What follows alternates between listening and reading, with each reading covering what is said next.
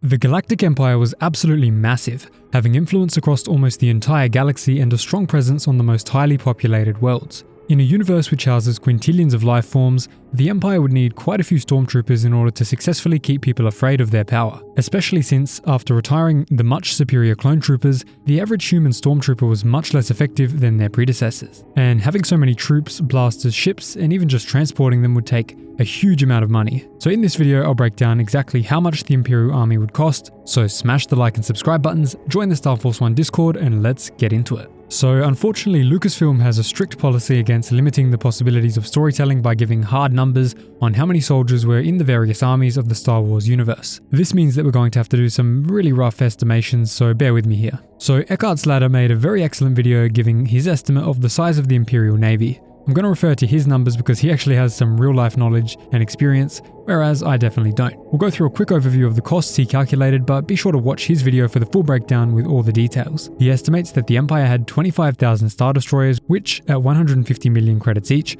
are worth a stunning 3,750 billion credits already. He further says that 300 large ships, such as the Dreadnought and the Allegiance, which on average cost about 450 million each, would come together to cost the Empire 135 billion credits. Once we add the many smaller ships and countless fighters employed by the Empire, we come to a total credit amount of 12.385 trillion. Each Star Destroyer needs 37,000 men and can transport 9,000 stormtroopers, so let's calculate each of those before making assumptions on how those numbers would scale to many soldiers stationed across the galaxy. The 37,000 officers, crew and other ranks needed per ISD would come out to 925 million men, and the stormtroopers would equate to 255 million. Filling in a rough sum of the troops needed for the other ships, we have around 4 billion more men, most of these being stormtroopers and flight crew. Of course, there are way more troopers than the ships can fit, so let's take 1.5x of our current troop count of 5 billion and 150 million, which would come out to be 7 billion and 725 million men. Based on the research I did in this video about the crazy cost of the clone army, which I highly recommend you watch after this one, it's really interesting,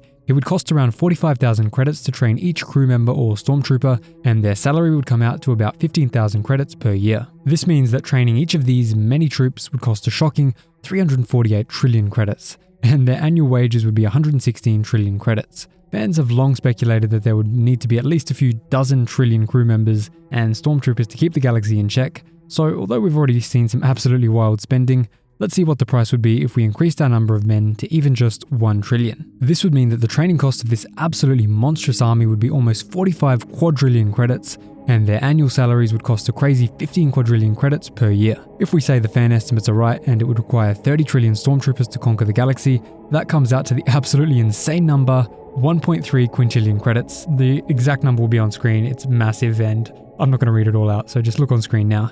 Although that is an unfathomable amount of money, we do need to remember that Palpatine had nearly the entire galaxy under his control, had possession of insane levels of wealth, and likely barely paid his staff well at all, and especially in the lower ranks due to their lack of abilities. So yeah, this has just been a crazy video, and of course, it's just a series of estimates. It could be off by an infinite percentage, but at the end of the day, since there's no official confirmation, this is the best we can do, and I think it's pretty accurate. So if you enjoyed that video, make sure you leave a like, subscribe, join the Star Force 1 Discord, and again, go watch that crazy cost of the clone army video. You will enjoy that very much. Thanks so much for watching, guys. I'll see you in the next video.